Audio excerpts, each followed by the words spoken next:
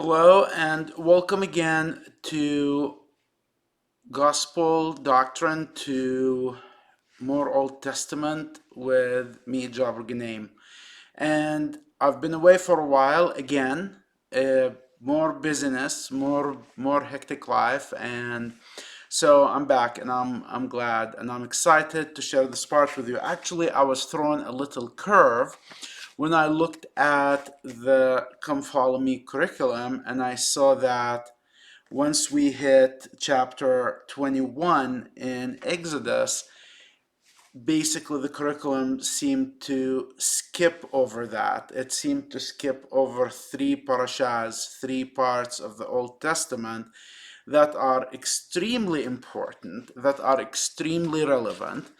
And I don't really understand the reason why the curriculum designers in the church do not include this as a part of the curriculum. So I will not address that question. I have some ideas about it, but I will not address it. But needless to say, these parts are important. Now, just to give you an idea, the in every this parasha that we're going to be dealing with is called Mashpatim, which means ordinances, rules, laws, regulations. So, and this is basically their general handbook of instructions. Jews believe that on Mount Sinai, on Har Sinai, the Lord gave Moses the law. And when we talk about the law, we're not talking only about the 10 commandments. I mean, that is the law, the Decalogue, but that is only a small part of it. The rest of the law comes in these chapters, and in this particular parasha, it contains about 35 of the 613 mitzvot or commandments that the Jews consider the law. So it's very significant. And so to give you an idea, this is, again, I said it's the general handbook of instructions, but in the Catholic Church, you have the Catholic Catechism. In the Lutheran Church, you have Luther's Small and the Large Catechism. In every religious denomination, you have some sort of rule book that organizes religious life. But the first to do that were the Jews, and they didn't do it until much later in their history. But it all starts with these rules that Moses received on Mount Sinai. And it is really it was the first time in human history people received such rules. Now, many people argue that Hammurabi, the king in Babylon, the king in Iraq, was the first one to organize a written codices of law, and that is probably the case. And there is also a question whether Moses or whoever wrote the Torah took those rules from the Iraqis, from the Babylonians, and implemented them to Judaism. The story isn't that simple because we don't really have a way of telling which is which, especially if you believe in the restored gospel, especially if you believe that the gospel was from the beginning. It was before Hammurabi, it was before the Babylonians, it was before the Akkadians. So this is very important stuff. And one striking thing about this portion, about Mashpatim, about these ordinances and rules and laws that Exodus talks about here, is it's striking to me how concerned they are with the concept of social justice. Now, I know that in many circles in the church, the word social justice has become a hiss and a byword, to quote Isaiah. It's not looked upon favorable. Actually, while at BYU doing my PhD, a professor actually asked in class once, "What is social justice?" And my response was simple. You open up Exodus chapter 21 and start reading, and there you go. That's social justice. It's about justice and relationship in society. And in Exodus, that's where we find it, and that's why it is important. Uh, And as opposed to the rules of Hammurabi, these rules were very democratic. These social justice rules were very democratic. They applied to all Jews. It didn't apply to one social class above the other. It wasn't for one social class and not the other. It was for everyone. It was for everyone. So you find in here references to slaves, references to, marriage arrangements that might not look appealing or even, something that we can digest in a postmodern 21st century society. They might be very difficult for us to understand or comprehend even, but that was a situation then, and I'll try to explain a little bit of the culture behind some of these rules. I can't go into every single rule in this portion, but I'm going to give you a taste of it and leave it to you to sort of track back and read those portions because they are important. And definitely next year when we study the New Testament, we want to be able to appreciate some of the stuff the Savior teaches and some of the situations that arise in the New Testament without having a frame of reference rooted in the Old Testament, in these commandments and rules that we find in Exodus. So it's very important to have a taste for it. So I'm going to do just chapter 21 in this segment, and my strategy going forward just for this segment is I'm going to do bursts of short segments where I'm going to talk about some of these things to like help you digest it and understand it and give you time to go read it. So I'm going to do several shorter segments dealing with the law, and then I will catch up with the rest of the church when it comes to where we are in Come Follow Me. So again, I'm going to give you a taste, and chapter 21 starts with the scenario. And oh, by the way, I'm reading from the Tanakh, the scriptures, highly recommended. This is the Jewish Publication Society's translation. If you want to read the Bible, read it, the Torah, read it from Jewish eyes. Read it from a Jewish translation, from a Jewish perspective. It's you'd appreciate it a lot better. And as I said before, there is the Everett Fox translation, both highly recommended, wonderful. If you want to go more high style literary with some wonderful commentary, you can go for the Robert Alter translation of the Torah, the 5 books of Moses. Again, highly recommended. But for starters, for beginners, you can start with the Jewish Publication Society translation. And there is a version of it available for free online. You can just type Jewish Publication Society 1918 and it will give you that version. It's a little older. The language is for early 20th century English, but it's still very, very understandable and very good, very modern.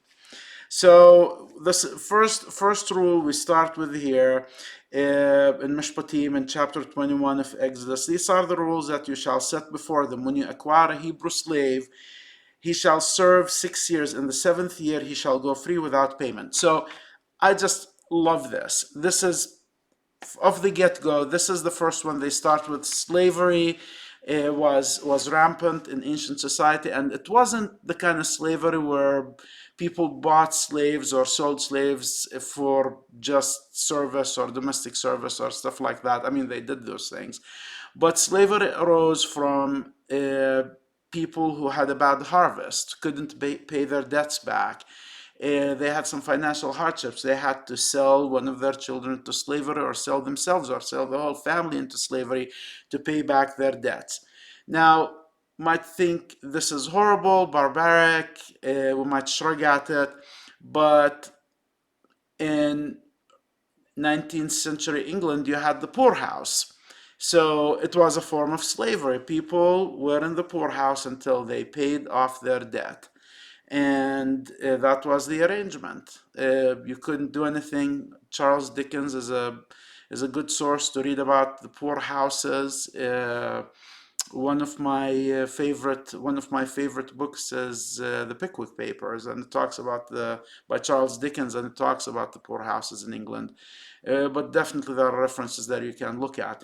But you'd say, okay, we don't have slaves anymore. Why is this relevant to us today?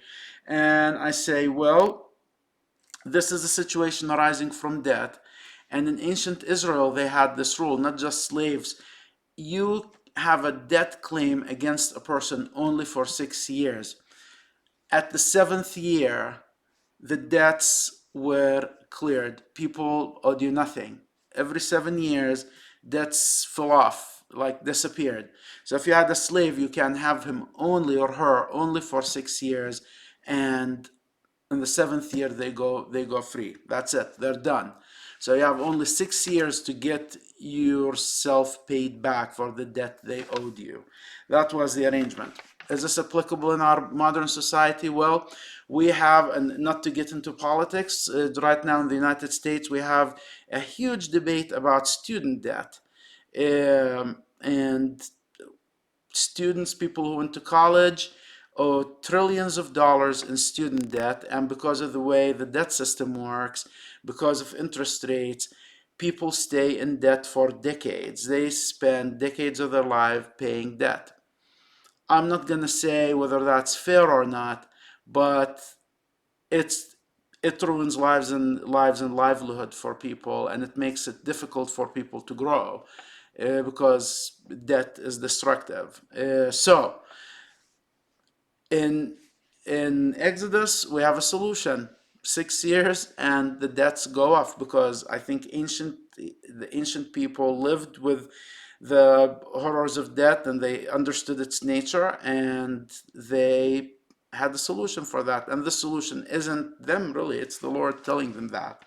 So but then there is a situation where people can choose to stay with their master. Some of these relationships between slave and master ended up deepening. They became familial. It's hard to imagine a slave loving a master, but sometimes it happened, and the slave wouldn't want to leave. Maybe there was comfort in the master's house. Maybe they just didn't want to go out and provide for themselves or face the harsh realities of the world. So they can choose to stay. And here is a very symbolic part here. In verse 6, chapter 21, it says, or let's do verse 5. But if the slave declares, I love my master and my wife and children, I do not wish to go free, his master shall take him before God. He shall be brought to the door or doorpost, and his master shall pierce his ear with an awl, and he shall then remain his slave for life. So you can choose to be a part of that household as a slave for life. But what is this about standing at the doorpost and piercing the ear? Well, remember when the Israelites left Egypt, when they left slavery, they right before they left, they had to paint the doorposts of their houses with the blood of the Peshal sacrifice, of the Pesach sacrifice, and so that the destroying angel would pass by. And this is a reference to that event. This is a reference to the Jewish slavery in Egypt. That was very important for them to remember, that we were all slaves in Egypt. We were all slaves in Egypt. And this is basically reminding themselves of, in a way, we were all slaves in Egypt, and it's a covenant that I will be kind to this slave because I was and my ancestors were slaves themselves in Egypt. So it's sort of like this covenant making. Remember, there needs to be a cutting or a bris or a brit when a covenant is made. So this is a covenant between the slave and the master, that there will be kindness, there will be remembrance of this bondage they had in Egypt, and that they will be kind to the slave. Then and then verses 7 continues about slaves, but I'm not going to dwell on that. Then in verse 12 we have rules about manslaughter, about aggression against others, about basically, if you harm someone, what happens if your animal harms someone? What happens if you harm someone and their livelihood is affected? And and how do you discipline people who work for you? And what happens if you discipline them too much? What happens if you harm them? So all of these rules set this working relationship between people. They even include in verse 22 the scenario, which I'm sure is included here because it probably happened a lot. Two men fight, and I've seen this in the Middle East too many times. Two men fight, the women intervene, they get in the middle. I don't know why they do that, but the women get in the middle, they try to intervene and stop the fight. In the Book of Mormon, we have an example of that when the anti-Nephi Lehis bury their swords, the Lamanites come to slaughter them, and they send their women before them. So there is a scenario here. If you push a woman and she's pregnant and a miscarriage results, then there needs to be a reckoning. Now, and then in verse 24, there is the famous phrase, eye for eye, tooth for tooth, hand for hand, foot for foot, burn for burn. That's verse 25 now. Wound for wound, bruise for bruise. Does that mean you go and do the same injury? There is common agreement amongst the Jews, that amongst scholars of Torah, scholars of Talmud, that it doesn't mean that you go and do bodily harms that equal the bodily harm that fell you, but you compensate financially, you compensate in a material way the person for the harm that was done. Again, more social justice, more justice in the relationships. And there is no exclusions here by class or rank, or the king is exempt, or the Levites are exempt, or Moses' family is exempt. These are rules that apply to all the people of God, to all the Jews. And it includes justice for the slaves. When a man strikes the eye of his slave, male or female, and destroys it, he shall let him go free on account of his eye. So if you bodily harm your slave in a way that you take some of his limb or some of his capabilities, you set him free. So even if your ox does something to another person, like go into his field and destroy it, again, or gores someone, there are rules that regulate that. What happens if you have a pit and you don't cover it? Again, there are rules for that. So this is what's happening here is a realization that we need to deal with the practical facts of life, that the temporal and the spiritual are one. This is what you learn from Mashpatim. This is what you learn from this portion of Exodus, that there is in the spiritual an element of the temporal, and in the temporal there is an element of the spiritual. That's what it's about. So that's the lesson we learned from this portion. And I'll see you again when we talk about chapter 22 of Exodus. Thank you for listening.